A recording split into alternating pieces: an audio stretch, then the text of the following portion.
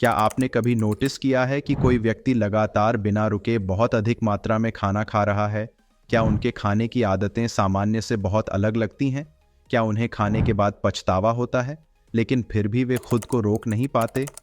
और क्या आप जानना चाहते हैं कि इस तरह की खाने की आदतें क्यों विकसित होती हैं? यदि ये सवाल आपके मन में घूम रहे हैं, तो यह वीडियो आपके लिए बहुत उपयोगी होगा। आज हम बात करेंगे एक आम मगर अक्सर गलत समझी जाने वाली हालत के बारे में, जिसे बिंज ईटिंग डिसऑर्डर या बीईडी कहते हैं। सबसे पहले हम देखेंगे ये क्या होता है, इसके कितने टाइप होते हैं, इसके सिम्टम्स यानी लक्षण क्या होते हैं, इसके होने का क्या कारण है, इसको होने से कैसे रोक सकते हैं, इसको डायग्नोसिस यानी जांच कैसे करते हैं, इसका इलाज कैसे हो सकता है, और लास्ट इसका कंक्लूजन।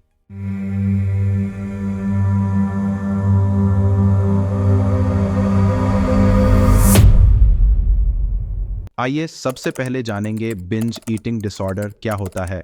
चलिए देखते हैं।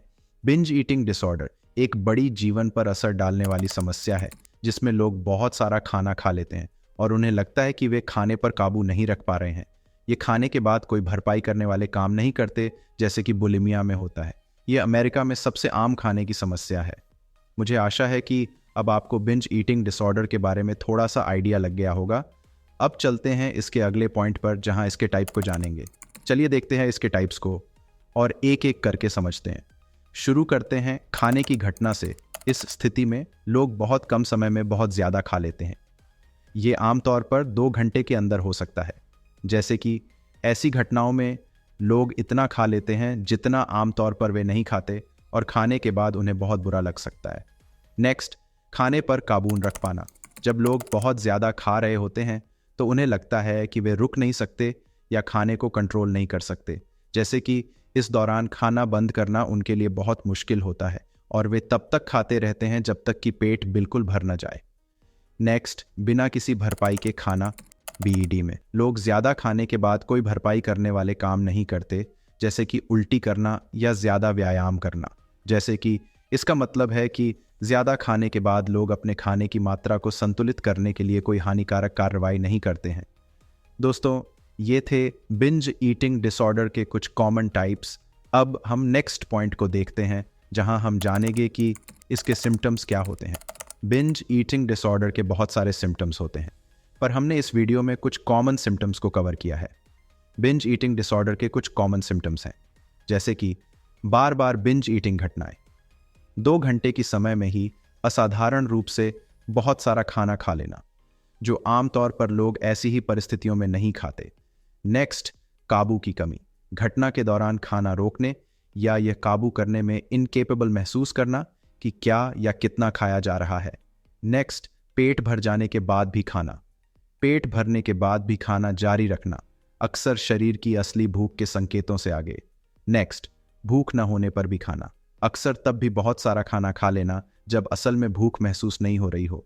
नेक्स्ट, शर्म के कारण अकेले खाना। अक्सर अकेले या छिपकर खाना, ताकि खाए गए खाने की मिकदार को छिपाया जा सके, शर्म की वजह से। नेक्स्ट, परेशानी की भावनाएं। बिंज खाने के बाद घृणा, उदासी, गलती या गहरी पछतावा की भावनाएं महसूस करना। तो दोस्तों, ये थे बिंज ईटिंग डिसऑर्डर के कुछ कॉमन सिम्टम्स। अगर आपको कोई और सिम्टम्स के बारे में जानकारी है तो उस सिम्टम्स को कमेंट बॉक्स में लिखें। तो अब नेक्स्ट पॉइंट की तरफ चलते हैं, इसका होने का क्या कारण है। चलिए देखते हैं। खाना बहुत ज़्यादा खाने के पीछे कई कारण हो सकते हैं। सबसे बड़ा कारण है दिमागी प्रॉब्लम्स, जैसे कि उदासी, परेशानी या अपने आप में भरोसा कम होना। साथ ही सामाजिक परिस्थितियों का भी असर हो सकता है, जैसे कि परिवार या समाज में दबाव। अनियमित भोजन की आदतें, जीवन शैली और अपनी मजबूती भी इसके पीछे के कारण हो सकते हैं। ये थे इसके कुछ कॉमन कारण।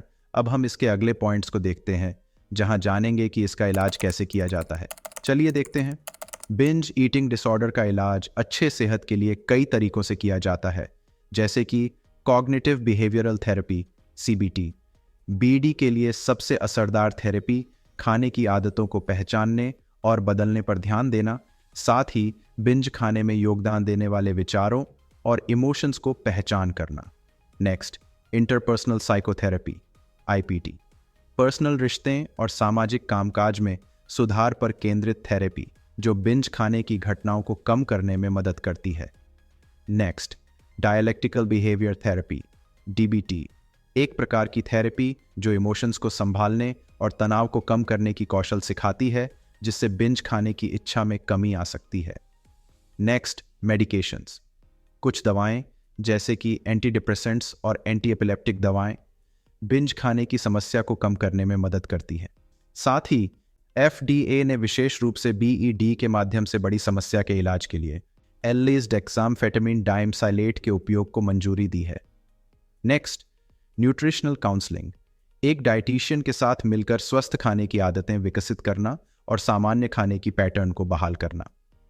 नेक्स्ट, सपोर्ट ग्रुप्स, सहकर्मी सहायता समूहों में शामिल होना, जहां लोग अनुभव और सामना करने की रणनीतियां साझा करते हैं जो भावनात्मक सहारा और प्रेरणा प्रदान कर सकते हैं। दोस्तों, ये थे इसका इलाज करने का तरीका। अगर आपको इस वीडियो में किसी भी पॉइंट्स की कमी लग रही है तो हमें कमेंट बॉक्स में ज़रूर बताएं। आखिर में इसके कंक्लूजन को देखते हैं। बिंज ईटिंग डिसऑर्डर से उबरना सही इलाज और सहारे के साथ संभव है। अगर आप या आपका कोई जानने वाला इससे जूझ रहा है तो हम खाने की समस्याओं में हेल्थ प्रोफेशनल स्पेशलाइज्ड से मदद लेने की सलाह देते हैं। अगर ये वीडियो पसंद आया है तो प्लीज़ लाइक करना, शेयर करना और हमारे चैनल को सब्सक्राइब करना ना भूलें। और अधिक जानकारी के लिए आप हमें कमेंट कर सकते हैं।